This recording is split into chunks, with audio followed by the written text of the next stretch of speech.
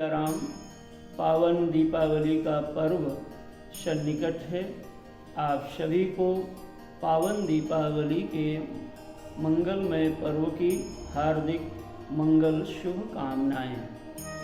यह पर्व सारे पर्वों का राज पर्व है, ऐसा कहा जाए तो और भी सुंदर बनता है, क्योंकि यह पर्व 5 पर्वों से जुड़ा हुआ एक महोत्सव जैसा है, जो संपूर्ण समाज में आह्लाद को, उत्साह को, उमंग को भर करके मानवीय जीवन को उन्नति की ओर ले जाता है। यह दीपावली का पावन पर्व कार्तिक कृष्ण त्रयोदशी से प्रारंभ होकर कार्तिक शुक्ल पक्ष द्वितीया, जिसको यम द्वितीया भी कहते हैं, बोलचाल की भाषा में भैया दूज कहते हैं, तब तक मनाया जाता है। इसमें 5 पर्वों का सम्मिलन होता है। हम लोग एक एक पर्व के विषय में कुछ समझने का यत्न करते हैं। पहला पर्व है जिसका नाम है धनतेरस। धनतेरस शब्द हम लोग की भाषा में, बोलचाल में कहते हैं। इसका शास्त्रीय नाम है धन्वंतरी जी। ऐसा प्रसंग आता है कि जब सागर का मंथन हुआ तो सागर के मंथन के संदर्भ में भगवान धन्वंतरी के अवतार के रूप में प्रगटे, आयुर्वेद एक हाथ में लेकर और एक हाथ में अमृत का कलश लेकर के उन धन्वंतरी भगवान के प्रागट्योत्सव के रूप में इस तिथि को मनाया जाता है। इसलिए इसको धन्वंतरी का जन्म दिवस, भगवान धन्वंतरी का जन्म दिवस होने के कारण इसको धन्वंतरी त्रयोदशी, यह पूरा नाम है, लेकिन हम लोग समाज में उसको धनतेरस भी कहते हैं। यह एक इस पर्व का एक प्रसंग है। इस प्रसंग में एक अन्य प्रसंग जुड़ा हुआ है, जो है यमराज से जुड़ा हुआ प्रसंग। इस दिन हमारे यहाँ पर आयुर्वेद अर्थात स्वास्थ्य हमारा कैसे सुंदर हो, इसके संदर्भ में जन जागरूकता हो और हम सब निरोगी रहें, इसलिए धन्वंतरी भगवान के पूजन के साथ साथ यमराज के लिए दीपक संध्या काल में जलाया जाता है और ग्रह के मुख्य द्वार पर रखने की परंपरा है। कहते हैं कि इस प्रसंग में एक कथा बड़ी सुंदर प्रचलित है। एक बार यमराज जी अपने सब दूतों के साथ में बैठे हुए थे, तो दूतों से कहा कि आप लोग ये बताओ, सभी जीवों के प्राण हरण का कार्य जो बड़ा दुखद है आप सब करते हो, कभी आप किसी का प्राण हरने के लिए गए हो और वहाँ का जो दुखद वातावरण होता है उसको देखकर क्या तुमको कभी करुणा, तुम्हारे मन में कृपा, या तुम लोग दुखी नहीं हुए? ऐसा जब प्रश्न किया यमराज जी ने, तो यमराज के सेवकों ने एक प्रसंग सुनाया और कहा, महाराज एक बार की घटना है। हम लोग एक राजा थे जिनका नाम था हंस नामक प्रतापी राजा थे। उनका नाम था राजा हंस। तो बड़े प्रतापी राजा थे। एक बार वो वन में मृगया के लिए गए और मार्ग भटक गए। मार्ग भटकते भटकते एक दूसरे राजा हेमराज के यहाँ पर पहुँच गए।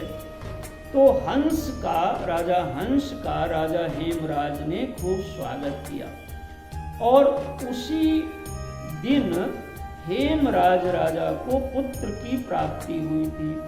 तो हंस राजा के आगमन के साथ पुत्र की प्राप्ति को जोड़ करके राजा के मन में और हर्षोल्लास हुआ कि देखो इनके आने पर हमारे घर में संतान आई, खुशियां आई। तो यह सब उत्सव मनाया ही जा रहा था। कहते हैं उसी दरमियान कोई एक ज्योतिषी जी पधारे और वो ज्योतिषी जी ने बालक को देख के उसके भविष्य का कथन करते हुए यह बात बता दी कि इस बालक का विवाह जिस दिन होगा उसके ठीक चौथे दिन ये बालक मृत हो जाएगा। तो सारा जो आनंद का वातावरण था उसमें एक माहौल बिगड़ गया। सब लोग इस बात को सुनकर के दुखी हो गए।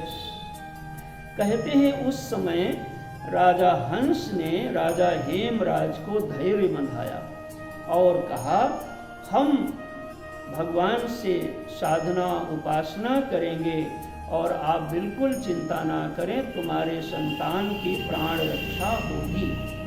ऐसा ढांढस बंधा करके कुछ समय बाद वो राजा हंस जी एक यमुना के किनारे एक गुफा बना करके वहाँ दुर्ग बनाया और उसमें उस बालक की सुरक्षा के लिए रखा। धीरे धीरे बालक तरुण हुआ और तरुण होने के बाद एक बड़ी सुंदर अनुपम कन्या के साथ में इनका विवाह हुआ। जब दोनों पति पत्नी बैठे तो मानो जैसे कामदेव और रति ऐसे सुंदर लग रहे थे। उनको देख करके सारे लोगों में बड़ा आनंद का वातावरण था।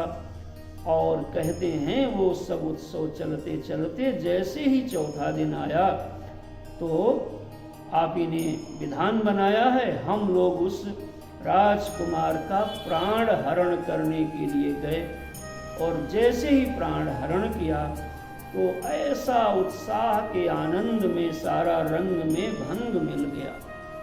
हे यमराज जी, उस दिन का माहौल खुशी में गम जो हुआ उसको देख करके हम लोग भी रुदन करने लगे, करुणा से भर गए।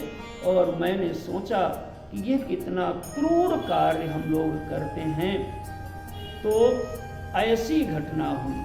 ये घटना जब यमराज के दूतों ने यमराज जी को सुनाया तो यमराज जी भी दुखी हो गए और कुछ क्षण मौन रह करके उन्होंने एक विधि बना दी, विधान बना दिया।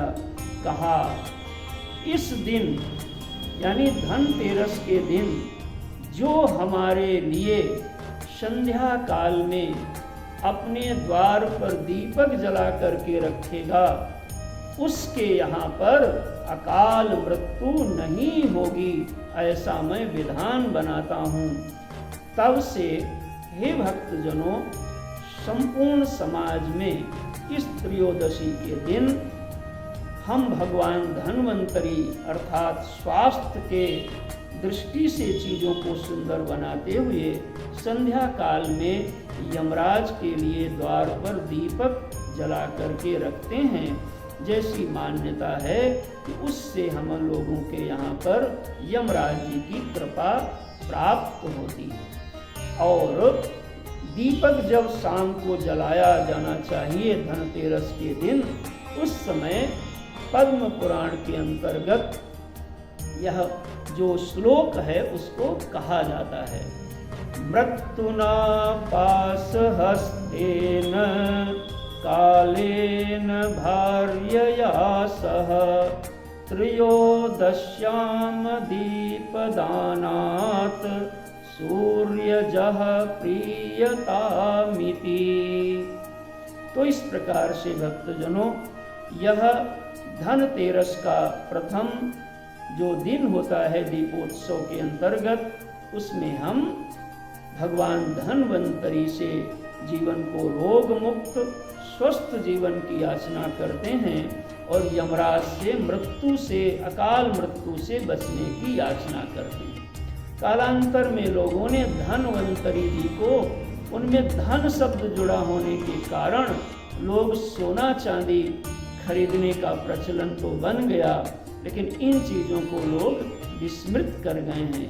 मेरा निवेदन है आप बर्तन खरीदें, गाड़ियाँ खरीदें, जो चाहें सो खरीदें, लेकिन इन धार्मिक आध्यात्मिक इन शास्त्रीय चीज़ों से हम आप परिचित रहें, इसलिए मैंने इन 5 दिवसीय उत्सवों के क्रम में पहला उत्सव धनतेरस अर्थात धन्वंतरी त्रयोदशी के विषय में ये चर्चा आपको बताया।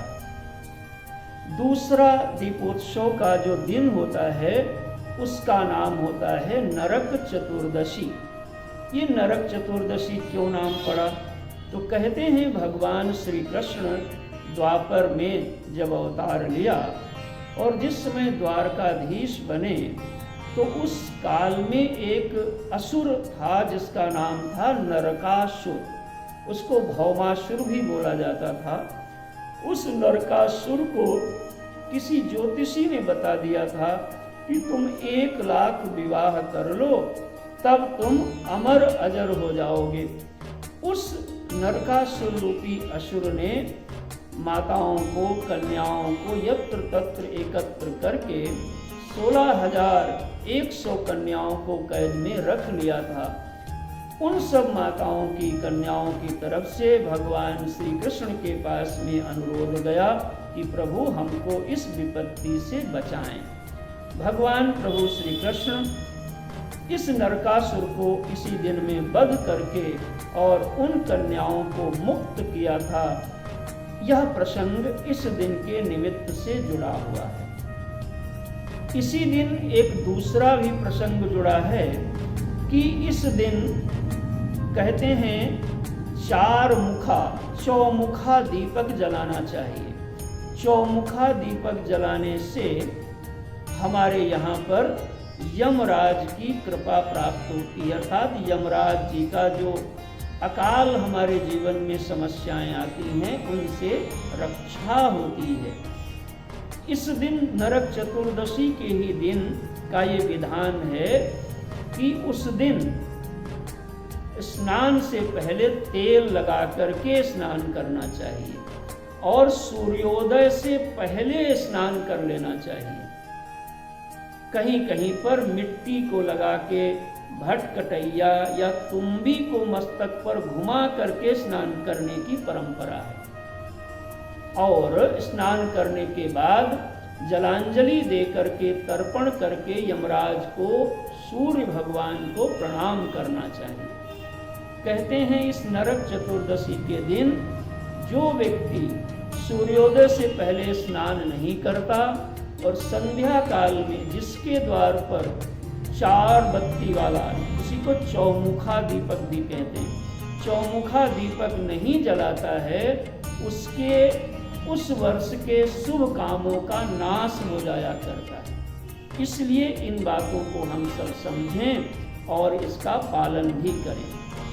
चतुर्दशी के दिन जब हम दीपक जलाएं उस समय इस श्लोक को पढ़ना चाहिए। दत्तो दीपश्चतुर्दश्यां नरक प्रीतये मया चतुर्वर्ती समायुक्तः सर्वपापानुत्तये। तो इस प्रकार से यह चतुर्दशी का यानी दूसरे दिवस, दूसरे पर्व की चर्चा की जा रही है। इसी दिन एक और बड़ा सुंदर निमित्त बना कालांतर में। इसी चतुर्दशी के दिन ही अर्धरात्रि को, भौमवार को, मध्य रात्रि में माता अंजनी के उदर से हमारे श्री हनुमान जी का प्रादुर्भाव भी हुआ था। बोलो हनुमान जी महाराज की।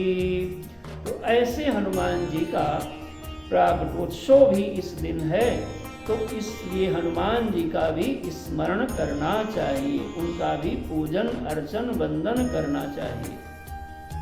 हनुमान जी के विषय में ऐसी कथा है, कभी कुछ मांगा नहीं, लेकिन कहते हैं जब रणांगण से लंका पे विजय हो गई और सब लोग बैठे तो माता सिया जी प्रसन्न हो गई और हनुमान जी को अपने कंठ में जो मोतियों का माला थी उसको हनुमान जी को प्रदान किया।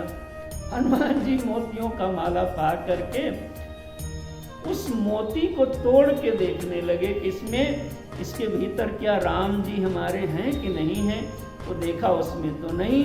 तो राम जी न होने के कारण मोतियों की माला से हनुमान जी प्रसन्न नहीं हुए। तो माता ने देखा हनुमान जी तो खुश नहीं हुए, अब इनको मैं क्या दूं। तो हनुमान जी को सिया माता ने जो अपनी मांग में सिंदूर लगा रखा था प्रभु के लिए, उस सिंदूर का एक तिलक लगाया। हनुमान जी ने पूछा कि माता जी ये आपने क्या किया, तो बताया कि यह सिंदूर प्रभु की लिए है और इस सिंदूर से प्रभु प्रसन्न होते हैं। ऐसा सुन के हनुमान जी बहुत प्रसन्न हुए। तब से हनुमान जी को सिंदूर चढ़ने लगा। इस दिन जो हनुमान जी को सिंदूर अर्पित करता है उस ऊपर हनुमान जी की कृपा होती है और शनि आदि के ग्रह से उसको रक्षा होती है, बचाव होता है। तो यह भी नरक चतुर्दशी के दिवस का एक महत्व का प्रसंग है जिसका हम लोगों ने स्मरण किया। अब इस पंच दिवसीय पंच उत्सवों के क्रम में तीसरा उत्सव यानी तीसरे दिवस का उत्सव है जिसका नाम है दीपोत्सव अर्थात दीपावली। मुझको ऐसा लगता है कि जितने भी पर्व मनाए जाते हैं और जिस पूरे विश्व में सर्वाधिक पर्व और उत्सव मनाने वाला अगर कोई राष्ट्र है तो उसका नाम है भारतवर्ष। भारतवर्ष के जितने पर्व और उत्सव किसी भी देश में मनाने की परंपरा नहीं है।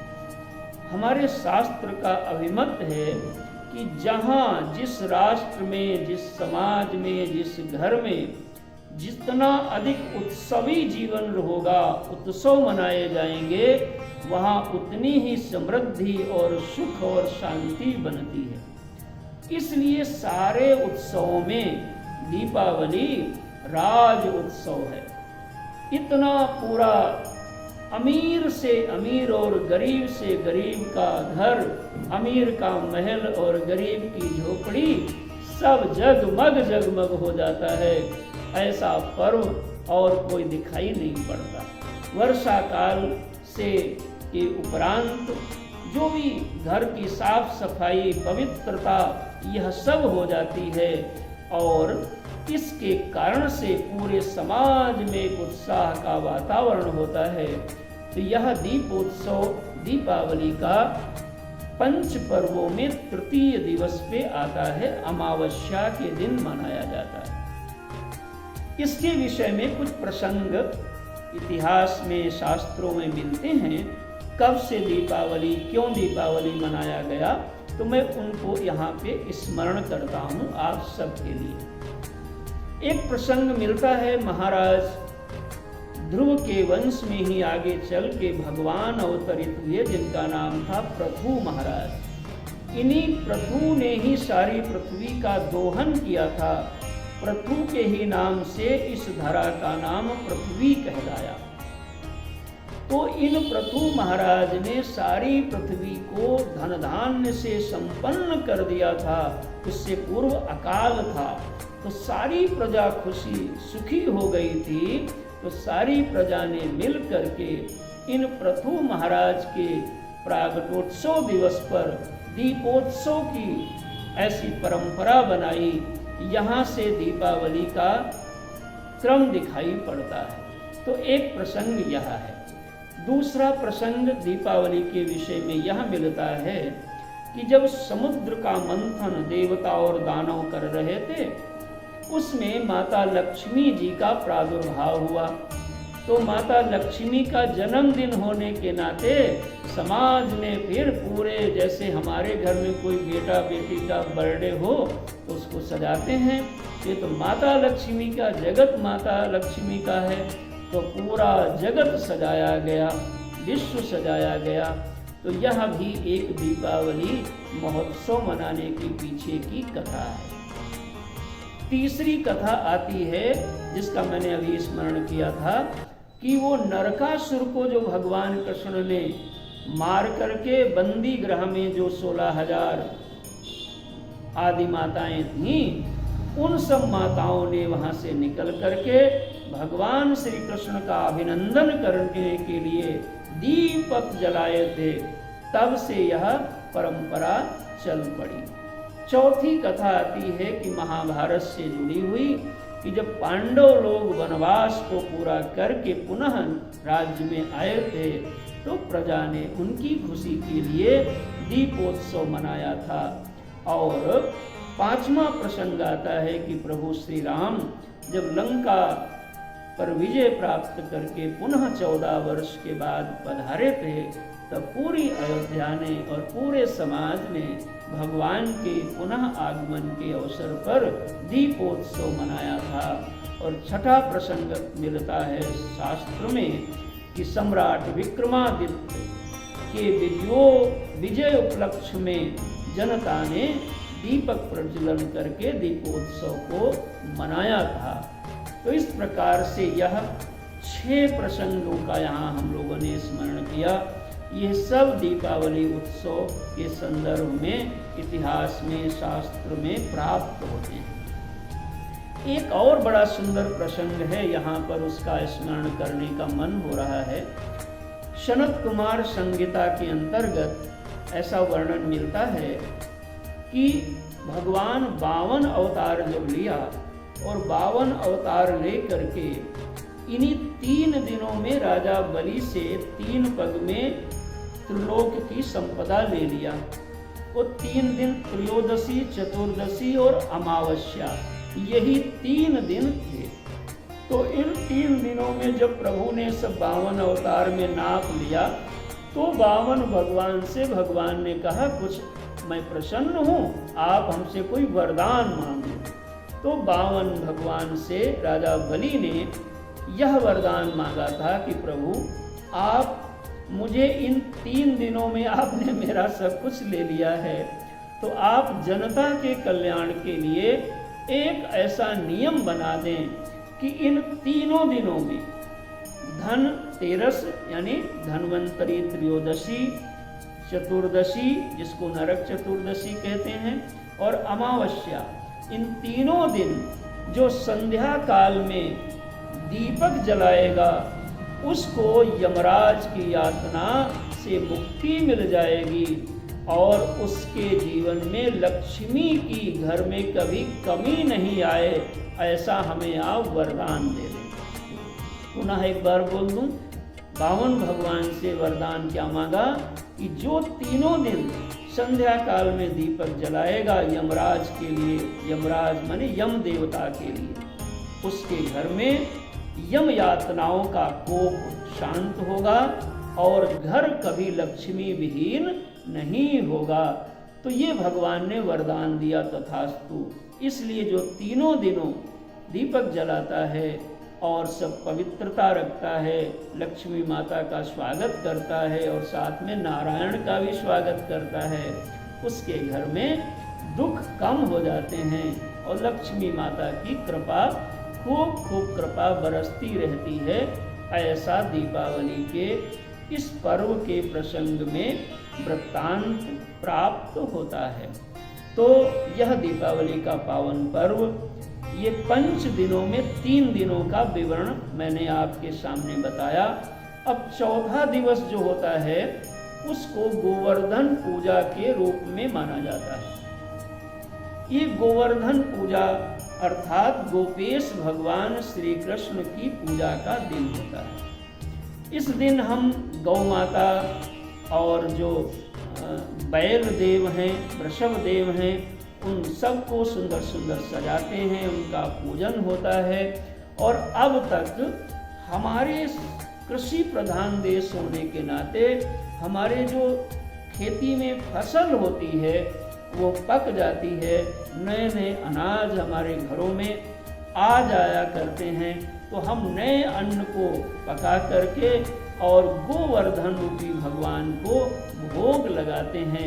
यह हमारी परंपरा है। इससे हमारा जो गोवंश है वह भी संवर्धित होता है, संरक्षित होता है और भक्ति भाव की हमको प्राप्ति हो जाया करती है।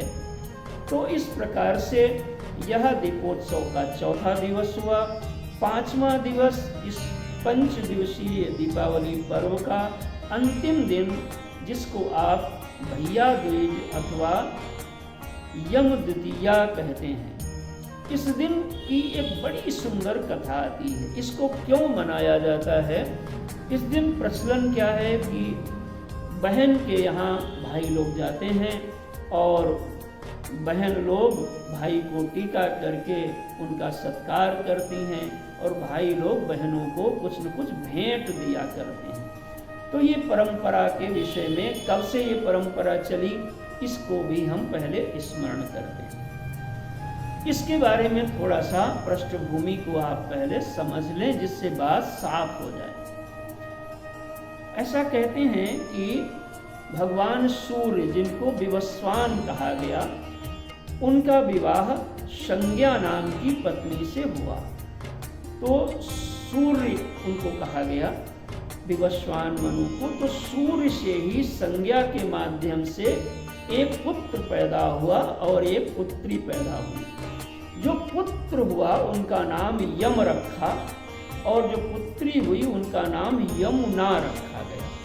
यम जब राजा बने, यमराज, तब उनका पूरा नाम पड़ा। मूल नाम यम था। यम और यमुना ये उत्पन्न हुई।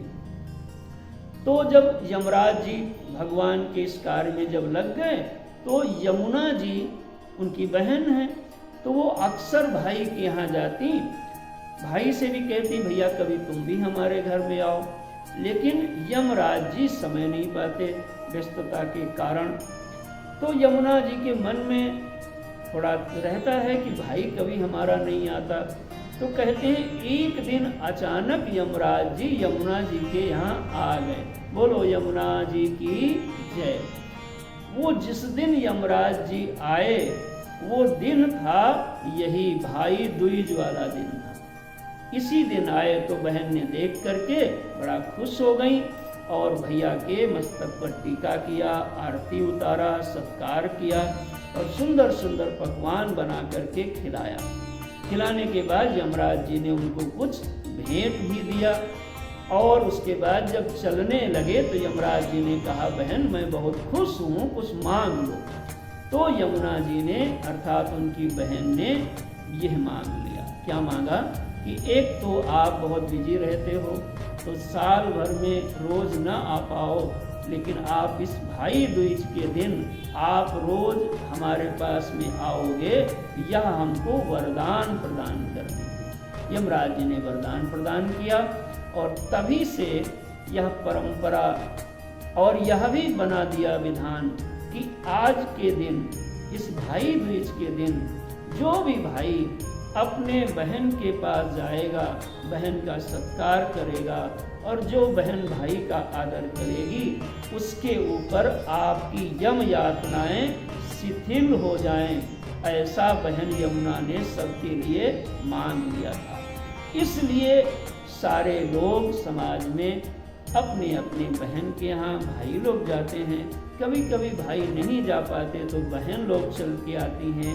लेकिन ये भाई बहन का सौहार्दपूर्ण एक उत्सव, जिसमें हम भाई बहन के भीतर समाज में प्रेम बढ़ता है, सद्भावना बढ़ती है और समाज जिसमें सुंदरता का अनुभव करता है। तो यह प्रसंग भाई दूज से जुड़ा हुआ, इसको यम द्वितीया इसीलिए कहते हैं क्योंकि ये यमराज से जुड़ा हुआ उनका प्रसंग है। इस दिन यमुना के तट पर यमुना जी जहाँ जहाँ होती वहाँ स्नान करने का विधान है। भाई बहन लोग जाके यमुना जी में स्नान करते हैं और वहाँ आदर सत्कार किया जाता है।